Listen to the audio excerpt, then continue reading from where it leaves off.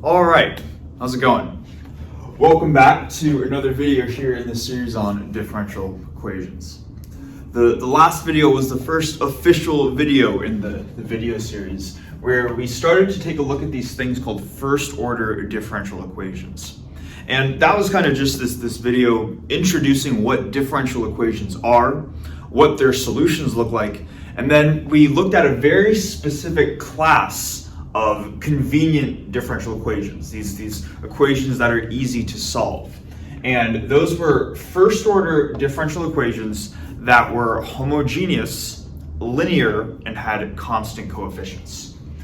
And those are kind of, like we said, they were like three sets of training wheels that allowed us to easily solve to solve those types of equations.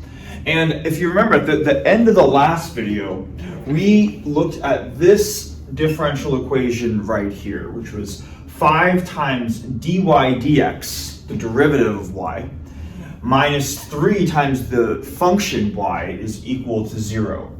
And we showed that the solution to that differential equation is itself an equation, right? It's a function, y of x. And its solution was e to the 3/5 x. And we went through two different methods for showing how you could arrive at the solution. The first was through this whole separation of variables technique, right? And that was the idea where you get all of the factors of y on one side, all the factors of x on the other side, then integrate both sides, and then ultimately solve for y of x. And that was one way of doing it, right? And that was kind of the convenient way of doing things if we aren't familiar with linear algebra. But if we are familiar with linear algebra, we talked about how the exponential function is inherently an eigenfunction of the derivative when we think of the derivative as an operator, as a differential operator. And we showed at the very end that exponential functions are immediately going to be solutions to these types of equations that have those three sets of training wheels. So that was kind of the overview. That is what we talked about in the last video. Now, moving on to this video, I kind of want to focus in on this specific equation, not because this equation has any particular significance, but rather there are a bunch of concepts that we haven't talked about with differential equations that I would like to introduce all through the context of this equation right here. And the first thing that I want to mention is this idea that I've tried to be very specific with my wording in the last video, where I said that this was a solution to the differential equation, and I tried to not say that this is the solution to the differential equation. Okay, so it turns out that when looking at differential equations, and this is something that doesn't always come up when just solving standard algebraic equations, the number of solutions to a differential equation will depend on a couple of different things. And just to spoil it, I guess, the number of solutions is going to depend on if these things called initial conditions are provided. So that's what we're going to take a look at first. We're going to take a look at this idea of initial conditions, what that means for the number of solutions to a differential equation, and then we're going to move on to some new stuff. Okay, so hopefully that makes sense. Now, to start off, what I'm going to do is I'm just going to draw out a little cartoon diagram right here to try to motivate these things called initial conditions, and then we're going to go through that together.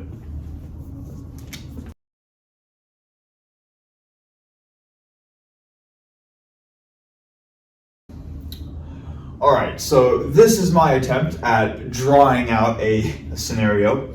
We can see that I almost became an art major, but didn't quite work out. And then thankfully I had math and physics as a backup, but here we are, right? So this is supposed to be my attempt at drawing us in a car, and we are driving on our way to math class. And the setup for this sort of little cartoon problem is that this is us in our car, and we're going to be driving for 40 miles an hour, and we're going to drive for about 10 minutes. Okay. I know these are American US units, but I live in the US, so this is the units that we're working with, right? And And the question that we're going to try to answer is that if we drive for 40 miles an hour for about 10 minutes, will we make it to math class? Okay. So try to maybe just pause the video, take a minute to try to answer that, or take a minute to try to gather your thoughts as to what are you thinking when you hear that question. If we drive for 40 miles an hour for 10 minutes, can we make it to math class? Okay, assuming we paused the video and thought about it. You're probably confused, right? You're saying, well, it seems like there's not enough information to solve the problem. And the answer is, well, yeah, you're kind of right. But by wording the problem that way, I want to try to highlight something that is going to relate back to initial conditions for differential equations. Okay, and what we're probably wondering is like, well, how far away are we, right? How far is our starting point in the car, and how far is that from wherever math class is? What is the distance between here and here? Because you could imagine if we're only a couple blocks away from math class, and we can absolutely drive for 40 miles an hour for about 10 minutes, and we're gonna make it to math class probably with more than enough time. If we're only a couple blocks away.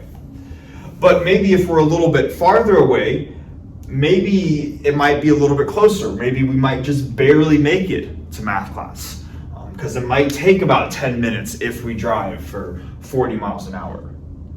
But then there's even another scenario, right, where even though I drew them looking like they're just close to each other, maybe this drawing is not to scale, and maybe we're in a different city from math class. And then in that case, if we're driving for 40 miles an hour for only 10 minutes, then forget it, right? We're not going to make it, at least on time. So what I'm trying to highlight is that there are an infinite number of different possibilities. Well, I guess you could quantify it down to do you make it or not, but at what time do you make it? There are an infinite number of different possibilities, and they all depend on, well, how far away were we when we started? Okay, so let's now try to take this mock cartoon looking diagram and try to start to put just a couple of variables on this to try to get a better idea of what I'm saying. With the differential equation we had up here, our dependent variable y, we had a dependent variable y and an independent variable x. But those are just arbitrary labels. For this problem that I have right here, maybe the car's position can be denoted by x, and the position of the car is a function of t, which would be the time. It'd be a function of time. And hopefully it makes sense that what we are interested in order to really be able to answer the question, will we make it on time, is we want to say, okay, well, what is the car's position? What is the value? So what is the value of x at the starting point in time? What is the position at t equals 0? This is kind of this crucial piece of information that we just, because it's not provided, there's not enough information to provide a single answer to the problem. Okay, and this is kind of the general idea behind initial conditions. And now we're going to tie it back into here. The idea is that if initial conditions are not provided, so I guess in this case, if the initial condition would look something like this, what is y at x equals 0? If the initial conditions are not provided, then there are an infinite number of possible solutions to the differential equation. Kind of like there are an infinite number of possible outcomes to whether or not we make it to math class. But when all of a sudden we specify the initial condition, all of a sudden we say, okay, well, we're going to drive at 40 miles an hour for 10 minutes and we're only a couple blocks away. Now the uncertainty seems to just disappear. We now go from an infinite number of solutions down to a single solution. Okay? And that's what I think is really neat about initial conditions, is that they provide this mechanism to go from just an infinite set of solutions all the way down to one, just by providing a single additional piece of information. Okay. So hopefully that makes sense as why initial conditions are important. But I also want to show now how we can actually use initial conditions to I guess more to find the unique solution to this differential equation, the actual mathematical equation that we were working with last time. Okay, and let's just do that right now. Let's introduce some initial condition, and let's say, okay, what's the value of y at x equals 0? And to keep it general, I mean, we could come up with whatever number we want, right? Like we could come up with 2, 27, -5, doesn't really matter. But just to keep it general, I'll just call this an arbitrary constant, and I'll call it y naught. Okay. Now, once we have this initial condition right here, and we're going to want to use this to find the one solution, the specific solution to this differential equation, as opposed to a family of solutions. So hopefully that makes sense as what we're trying to do. Now, you might be wondering though too, just by looking at the whiteboard, right? It might seem like, it's like, well, we only have one solution right here. What do you mean by a family of solutions, or an infinite number of solutions?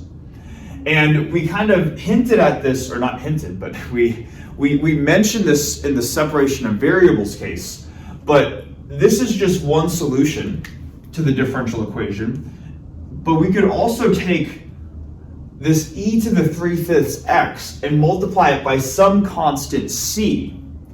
And it doesn't matter what the value of c is.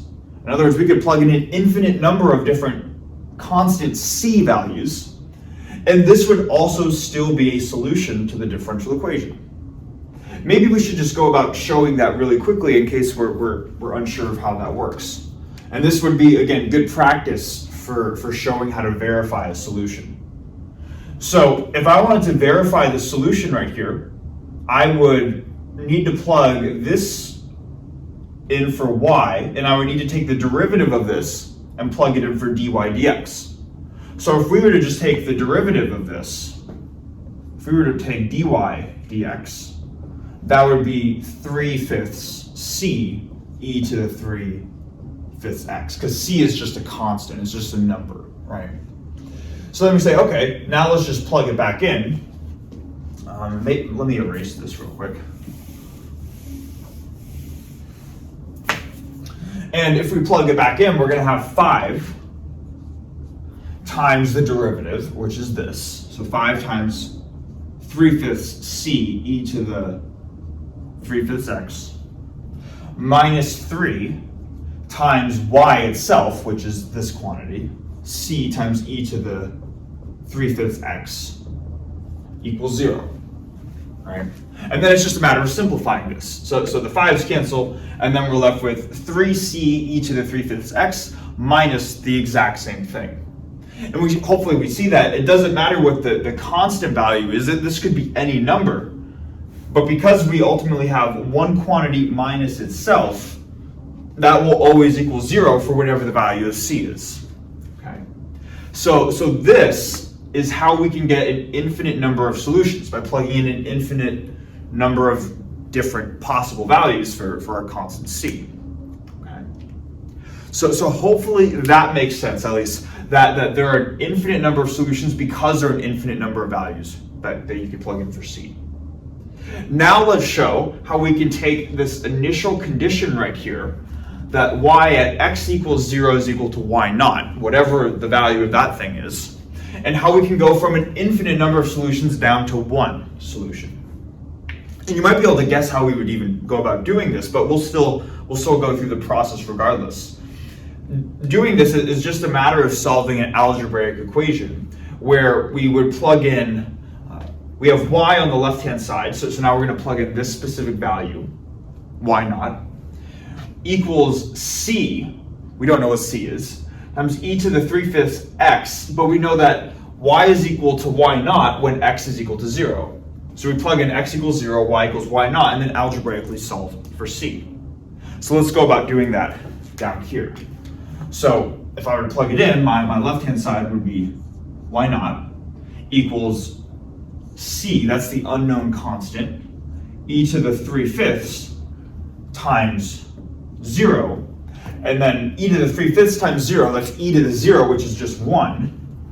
So that implies that y naught equals c times 1, or just c. So what we've ended up doing here is we've actually solved for the value of c. We've said that c, this unknown constant, that previously could take on an infinite number of different values, now, when specified by the initial condition, can only take on the value of y naught. So what we would end up saying then is that the specific solution to the differential equation is this. It is y of x equals no longer c, but y naught, e to the 3/5 x. Okay. Let me box that and not this, because that would be the specific solution to the differential equation. Okay. So hopefully that makes sense, that you could start with an infinite number of solutions, but when you provide these things called initial conditions, that now allows you to write out a single specific solution to the differential equation. And this is going to be a very common practice where, and you're going to see this in the problem set, where they're going to provide you with a differential equation, and they're going to say, well, also, we're going to provide you some sort of initial condition. And the idea is that the problem kind of gets split into two parts, where the first part is just to solve the differential equation by itself, to get a function y of x equals whatever. But then you're going to see that in order to get y of x equals something, that you're going to have these arbitrary constants, c, that are appearing in your solution, and then you're going to want to eliminate those arbitrary constants by using your initial conditions. And this would be the process for doing it for a first order linear homogeneous differential equation with constant coefficients. So I realize that's probably a lot all at once, but hopefully that makes sense. Okay. Now, what we're going to do next is we're going to say, let's take a slightly different path from initial conditions. I just wanted to introduce what they were, so we're familiar with what they are throughout the rest of the video series.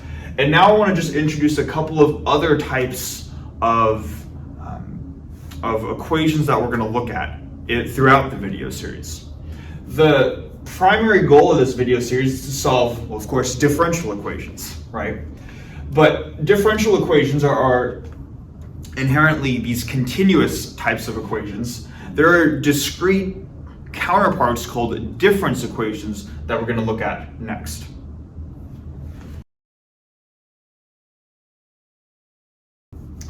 All right, so the second half of this video is going to be all about these things called difference equations. And in order to talk about difference equations, I want to refer to the definition of just the derivative.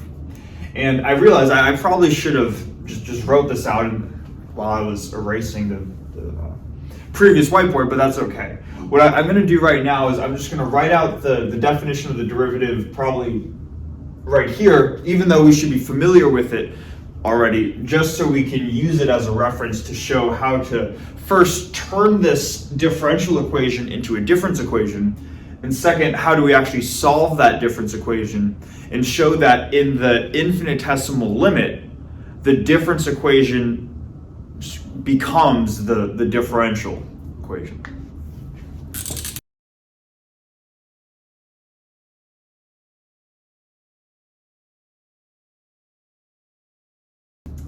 Okay, so we have the definition of the derivative right here, and again, hopefully this sounds familiar, but if we have a function y of x, then the derivative of y of x is just the limit as this step size h approaches 0 of y of x plus h minus y of x divided by h. Okay, And the first thing that I want to do is to show how we can use this definition of the derivative to replace the derivative that we see right here in the differential equation to transform it into a difference equation. And the basic idea is just to not take the limit. So the limit is what makes h infinitesimally small, but now let's just consider the case where h is a small but finite value. Or I should say a small but non-zero value. So in that case, the derivative can be approximated by y of x plus h minus y of x divided by h, where now we're not taking the limit as h becomes infinitesimally small. Okay. So hopefully that makes sense. That's just how we can approximate the derivative, and again, this should sound familiar just from Calc 1 or whenever we learn about derivatives. And another way of thinking about this is if we think about h as kind of the little incremental step size going from evaluating y at one point to evaluating y at some subsequent point, we can rewrite the two terms in the denominator, and here's how we can do that. We can say that if we were to think of y of x, another way of saying that is y evaluated at some point y sub n. And then for this term y of x plus h, that is the value of y evaluated at just one subsequent step. So rather than being evaluated at the nth step, it will be y evaluated at the n plus 1 step. We can take the difference between those two and divide by h, and that's just another way of expressing this quantity right here. And the reason, again, why I want to do this is because this is going to be important for understanding how to transform this differential equation into a difference equation. So let's do this. Let's take this modified approximated form for the derivative and substitute it in right here. So if I do that, I'm going to have 5 out in front. And then instead of the derivative, I'm going to have this expression right here, y of n plus 1 minus y of n divided by h. Then I'm going to have minus 3. And then same thing that we've done with y of x right here, we're going to do with y of x right here. Notice that in our definition of the derivative, we started with y of x, and then by renaming it, we decided to call it y evaluated at this nth point. So we're going to do the same thing here and evaluate y at the nth point, and then set that equal to 0. So hopefully that makes sense. That is how we can transform a continuous differential equation into a discrete counterpart, the difference equation. And just before we go about solving this, because this is a difference equation that needs to get solved, we want to understand what the solution to a difference equation looks like. And to do that, I want to just relate that to what the solution to a differential equation looks like. With this differential equation right here, we said that the solution was y of x equals y naught e times, or e to the 3/5 x, right? X isn't supposed to be in the denominator. It's supposed to be e to the 3/5 x, right? So that's what the solution to a differential equation looks like, but what about this difference equation right here? Well, what we want to do is we want to find the value of y if we were to evaluate this function at an arbitrary number of time steps into the future. And here's what I mean by that. We're provided the value of y at, I guess, the quote-unquote 0th time step, or when x is equal to 0. That has a value of y naught. But then we might want to say, well, what happens if we were to increment this function 1 point forward into the future? If we were to say, what is y naught of h? Well, that would just be, I guess, this quantity y1, where we're evaluating it at 1 time step in the future. If we wanted to evaluate it at 2 time steps in the future, y of 2h, then we would need to find the value of y sub 2. But in the general case, we want to find the value of y at n time steps into the future, if we're going to go arbitrarily forward. So what we're looking for, and this is what I'm trying to get at, what we're looking for is an expression for y of n equals something expressed in terms of y naught. If we're provided initial conditions of y at x equals 0, then what is the value of y if we were to move forward n or any number of time steps into the future? Okay. So hopefully that makes sense, and I think it'll really become a concrete idea when we actually go through solving this. So what we want to do is we want to get an expression for y sub n equals something. But what we're going to do here is we're going to first solve for y sub n plus 1, and then show how we can relate that to y sub n. So let's go about doing that. And doing that is really just a matter of algebraically solving this equation for y sub n plus 1, right? So I'm going to first take my y sub n plus 1 term and get that by itself. So I'm going to have 5 over h, y sub n plus 1. And then I'm going to collect all the y sub n terms together. Both of them have a minus sign. And then this y sub n term has a factor of 5 over h, so minus 5 over h. And this one has a factor of 3. And then we have y sub n equals 0, like this. And then it's just a matter of adding this over to the other side, right? So we get 5 divided by h, y sub n plus 1 equals 5 over h plus 3 quantity y sub n. So if we add it over to the other side, it'll look something like this.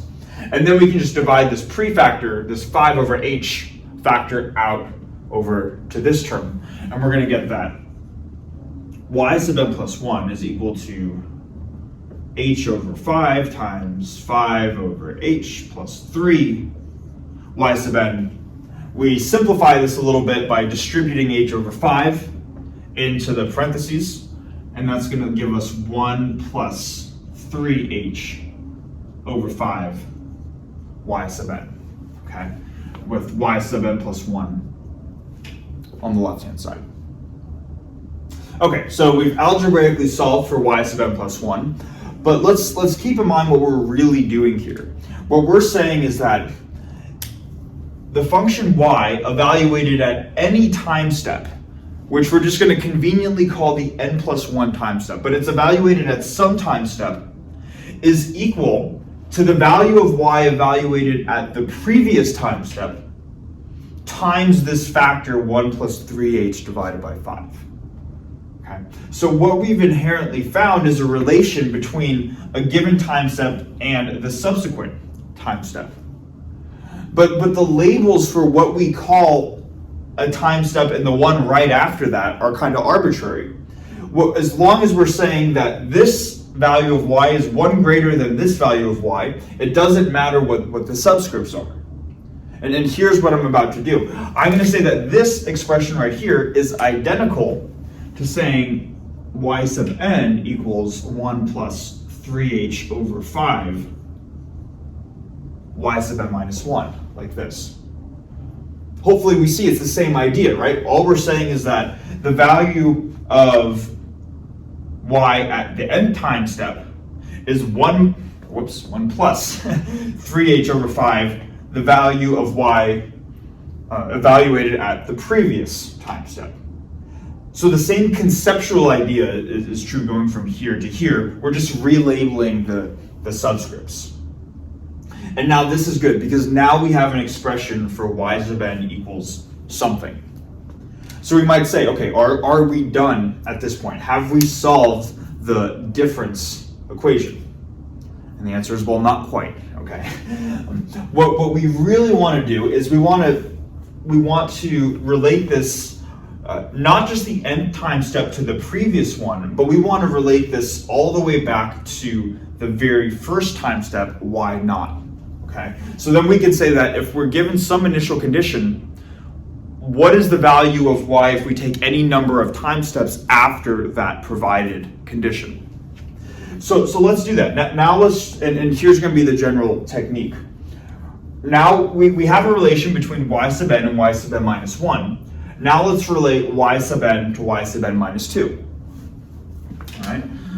Well, if I want to relate y sub n to y sub n minus 2, I know that my equation is going to look something like this. It's going to be y sub n equals something times y sub n minus 2.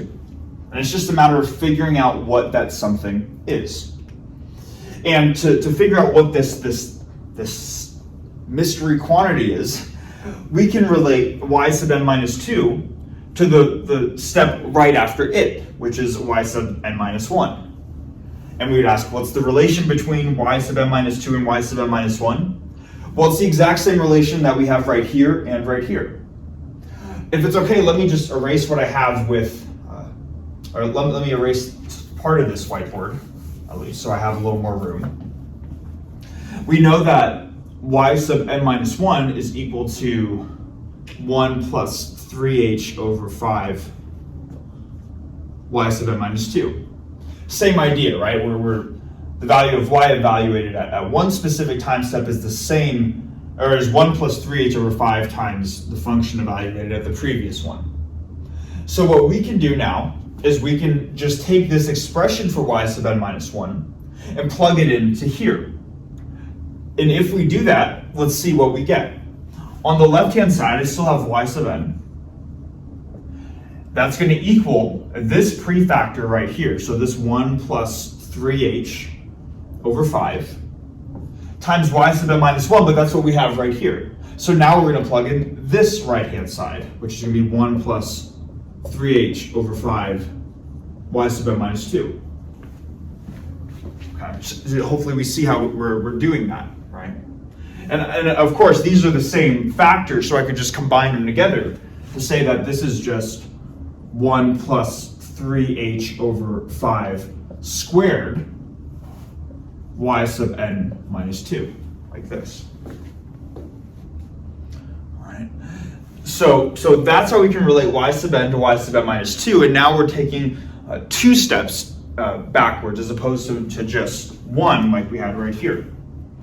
And at this point, usually once you're able to find a relation like this, you want to just start taking a couple of subsequent steps backwards until you can recognize a pattern. And another way to really see the pattern here, one way of writing this again is by saying this is 1 plus 3h over 5 to the first power. So it seems like when we have this subscript n minus 1, we're raising this to the first power. When we have the subscript n minus 2, we're raising this to the second power. And then hopefully you can see how this would generalize. In general, we would have y sub n equals 1 plus 3h over 5 to the k times y sub n minus k for whatever the value of k happens to be. And then to go all the way back to the first time step, when we don't want to just have y sub n minus k, but we want to have y0, so that's when n equals k, then this is what we're going to get. We're going to get this equals 1 plus 3h over 5 to the n, y of n minus n, or just y naught. And now this is good because y naught is the initial condition. That was what was provided at the very beginning, right here. Okay. And this would be the overall solution to the difference equation, by being able to say, if we were provided an initial value of y, what happens to this function y if we were to take n steps forward? Well, we would have to take our starting condition and multiply it by n different factors of 1 plus 3h divided by 5. Okay. So hopefully that makes sense. That's how, there are kind of 2 steps to solving difference equations. First is, well, let me actually say 3. I guess the first is if we're provided a differential equation and they ask you to solve the difference equation, step 1 is just take this, rewrite it in a difference form. Then step 2 is to get y sub n equaling something on the right-hand side. And then step 3 is to find y sub n's relation to previous time steps so that you can find a general pattern, so then you can ultimately say y sub n equals something in terms of your starting condition, y naught. Okay. So hopefully that idea makes sense. Now, as a final thing that I want to do, and this is a good way of checking to see if your solution to the difference equation is correct. What I can do here is I can write out h in a bit more of a specific form here. So h is just this time step, right? It's supposed to be this kind of small time step. If I were to set h to be x divided by n, then all of a sudden this is what my equation becomes. I have y sub n equals 1 plus 3x over 5 to the 1 over n raised to the n times y naught. Okay. So all I'm doing right now is I'm just saying, let's take our step size and call it a different name. Let's call it x divided by n. The reason, again, for doing this is so we can introduce x into the equation, because now we're going to want to relate this solution back to this overall solution that we have right here.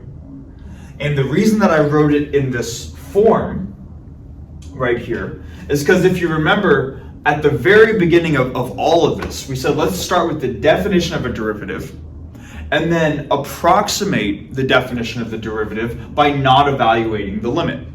So we took out the limit, and then when we removed the limit, we were able to take the differential equation and rewrite it as a difference equation. So to kind of just go back from the difference equation to the differential equation, or I should say going back from the solution of the difference equation to the solution of the differential equation, now it's just a matter of plugging that limit back in, the thing that we took out in the beginning. And you can imagine if we were to take the limit now as n approaches infinity, just ask yourself what would we get, right? And let me erase, I realize I'm running out of room. Let me, if it's okay to erase the left-hand side of the board, I want to do that. Okay. So, and maybe let me just first rewrite this. So this is going to be the starting point for what we're looking at. We have right now y sub n equals 1 plus 3x over 5 times 1 over n raised to the n times y naught. And to see how this relates, we should remind ourselves of one way that, because we'd like to relate this to this expression right here, right? Where we have y naught times some exponential function. And to remember how this works, this is a convenient way to define Euler's number. We're not sure if we've seen this before, but you can define Euler's number as the limit as k goes to infinity of 1 plus 1 over k raised to the k, right? This is a way of describing the of how Euler's number can be defined in terms of a limit. And if we were to then just say, well, let's just now take the limit as n goes to infinity and see what we get. So I'm going to have y sub n equals the limit, or not y sub n anymore, but now y is the limit as n goes to infinity, 1 plus 3x over 5, 1 over n to the n, y naught. We see that there's this very similar structure right here, right? Where we have 1 plus, the exponent is not explicitly mentioned right here. You can kind of think of this as 1 plus 1 times this. E to the 1 is 1 plus 1 times that. But overall, the rest of the structure looks similar, right? We have 1 plus 1 over something raised to that something. So another way that we could write this thing, the limit of this thing in parentheses, is simply e to the 3/5 x times that constant y naught that we had out in the front. So by reintroducing the limit, we can see that our solution to the difference equation can be re-expressed as the solution to the continuous differential equation. And I think one more thing that I want to describe, just to make sure that this is clear to us, because it might initially seem like we're taking different limits. In the very beginning, we had a limit as h goes to 0, and then we took that out to go from a differential to a difference equation. Now to go from a difference back to a differential equation, we didn't explicitly write the limit as h goes to 0. Instead, we wrote the limit as n goes to infinity. And initially that might seem like a different limit, but just keep in mind how our step size h was defined right here. We defined h as x divided by n. So the limit as h goes to 0, being this limit right here, is the same thing as the limit as n goes to infinity on the right-hand side right here. Maybe we could even say the limit as h goes to 0 of h is equal to the limit as n goes to infinity of x over n, and I mean that's both going to be 0, right? So even though the limit looks like it's written differently, we actually have we are re-implementing the same limit that we initially removed. Okay. Hopefully that makes sense, and that we just see the connection between differential and difference equations. And the first, or not the first, but I think the second problem set, you're going to see examples of solving both of these. And I just wanted to introduce these to you so we can say, okay, this is the general process for how to solve them. Okay. But yeah, that's going to be it for this video. Thanks so much for watching. And in the next couple of videos, we're going to take a look at differential equations, where we're now going to start to take off those training wheels, where we're going to say maybe what happens when the coefficients are no longer constants, what happens when we have non-homogeneous equations, and finally what happens when we have non-linear differential equations. So that's going to be the next couple of upcoming videos. But yeah, thanks for watching, and I will hopefully see you in the next one.